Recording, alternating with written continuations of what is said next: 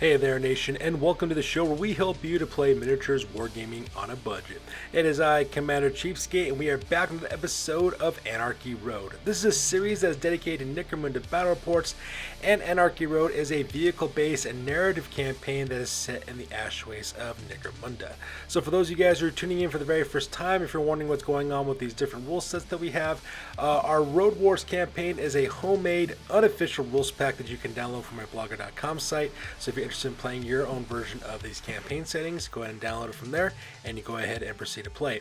These rules are in no way official whatsoever. It's just something that my friends and I decided to put together because we wanted to expand on the Necromunda universe. So welcome to Battle Report number 93. This is a shootout scenario that is fought between myself as well as my friend Warlord Ace. Warlord Ace is bringing the Neon Knights of House Van Saar, and I will be playing the Jury of House Orlock. So when my buddy Warlord Ace and I decided to play this scenario, we both of course rolled off to see exactly who would be picking the scenario on this one.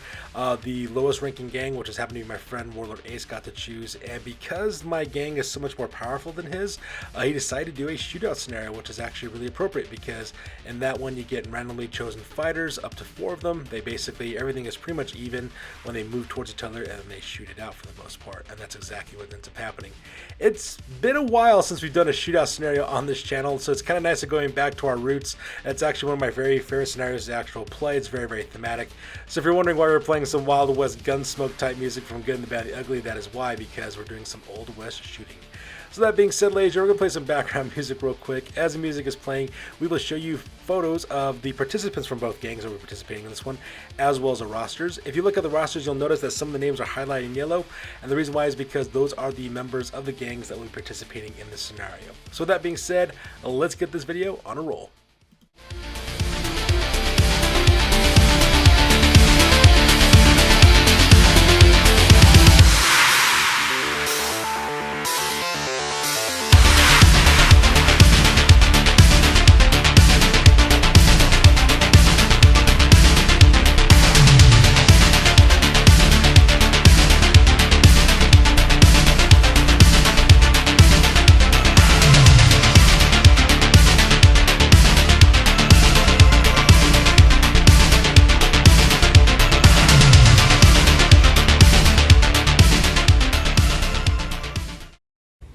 Ladies and gentlemen, boys and girls, dying times here.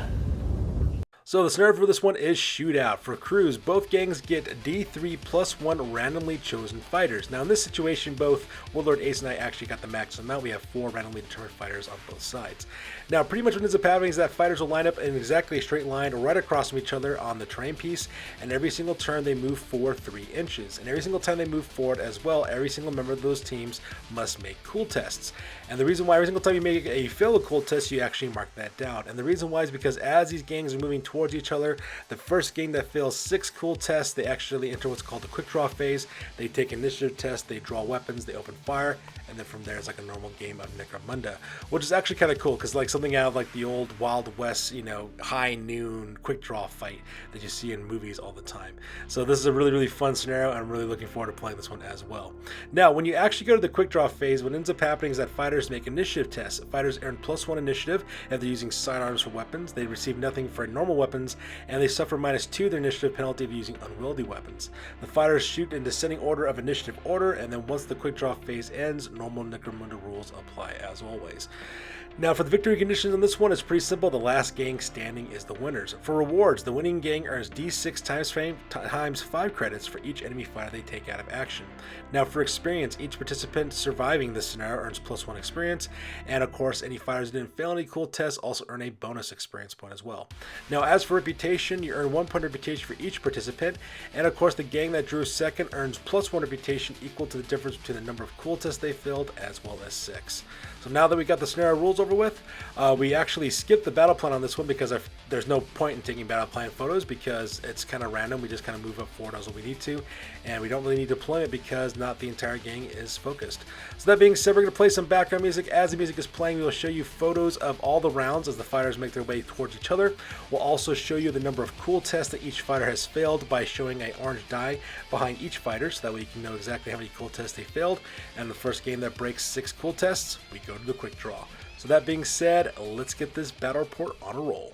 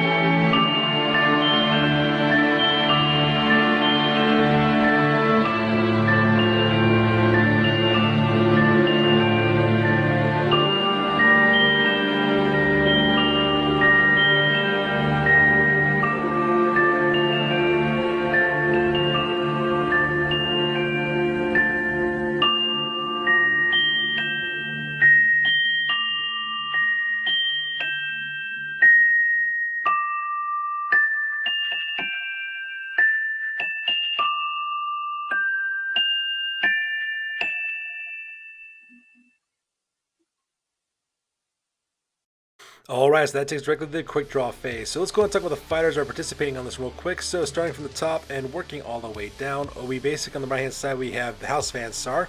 The two Neotechs are Time Volt as well as Mega Fury 89. Both those guys have Time Volt has mesh armor as well as a grav cutter. Last pistol is a fighting knife. He's got the hot-headed and fast learner ability. And Mega Fury 89's got armored body glove. He's got twin last pistols, a fighting knife, as well as a fast learner trait. And then right next to him, of course, we have the two techs, Gamerstorm 83 as well as Hollywood Combo. Both of them are equipped exactly the same with armored body gloves, last gun, as well as a fighting knife. Now after that, of course, we also have the other four members of the jury. So starting on the left hand side on the top, that is Sorter. He is a gunner. He's got mesh armor as well as a rocket tansy special. Right beneath him is Johnny, who's an arms master. He's got mesh armor and an arc hammer as well as a rocket tansy special. He's got the nerves of steel, iron rule, as well as shotgun savant rules. Right next to him down below is Tango, a wrecker. Tango's got flak armor, twin stub guns with dum-dum rounds, as well as fighting knife. They also got a jump booster. They got the hot-headed fast learner as well as the gunfighter ability. And then right below them is Reptile, who's another greenhorn. He's got mesh armor, a stub gun, dum-dum rounds, as well as a fighting knife.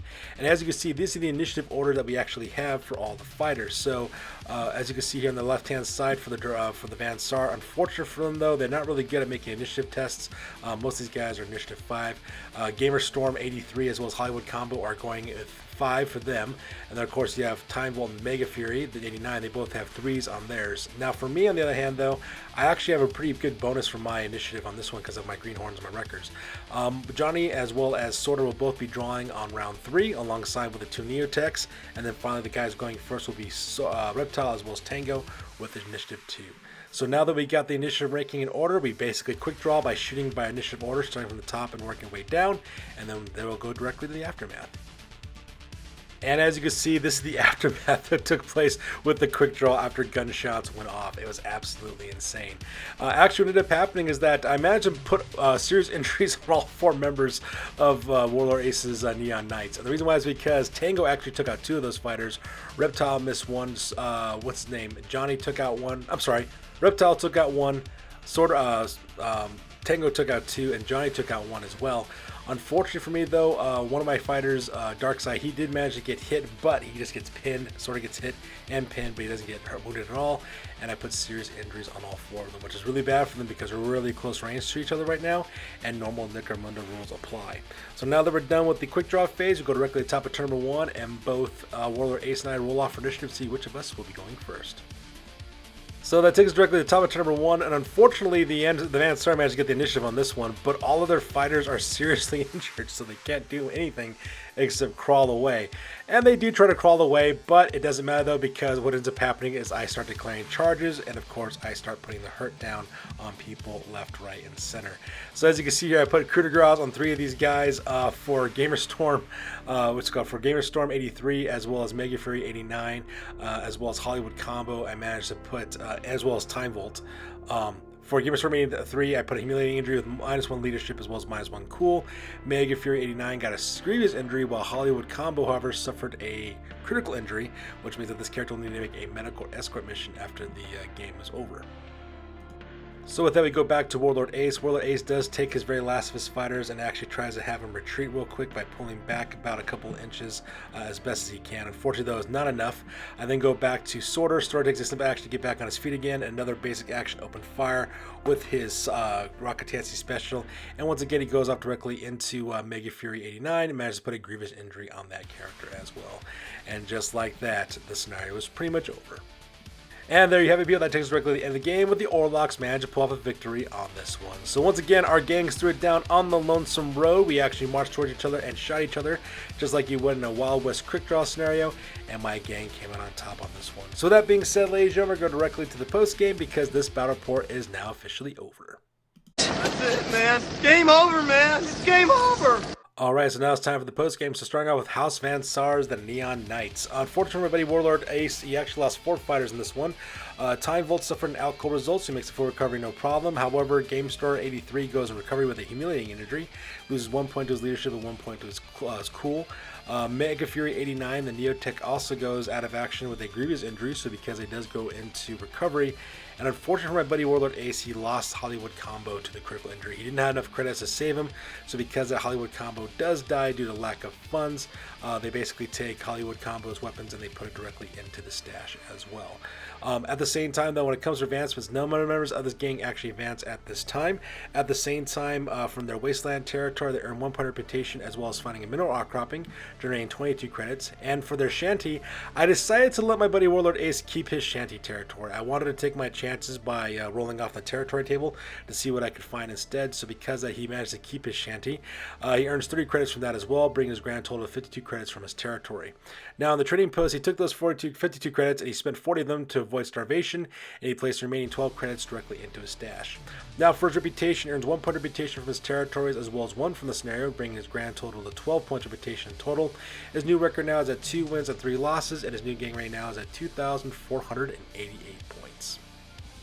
Alright, so going on with the jury. For injuries, I actually suffered no injuries in this scenario, but I did have 2 members of my gang advance. Reptile leveled to level 4, and same thing with Tango leveled to level 3. Both those fighters earn +1 to their cool stat. Now for my territories, for my Wastelands, I was able to score 1 point reputation as well as find a mineral outcropping, generating 52 credits from that. For my Grifter territory, I earned 80 credits and retained the services of Blackfinger, the grease monkey that works for me. As well as my Workshop, I earned 90 credits from that, as well as retained the services of Dum Dum, my Ammo Jack. At the same time, for my farm, I earned 50 credits from that, as well as avoid starvation by harvesting crops to feed my gang. For my Rogue Dock shop, I earned 50 credits from that, as well as retain the services of Sawbones, my Rogue Dock.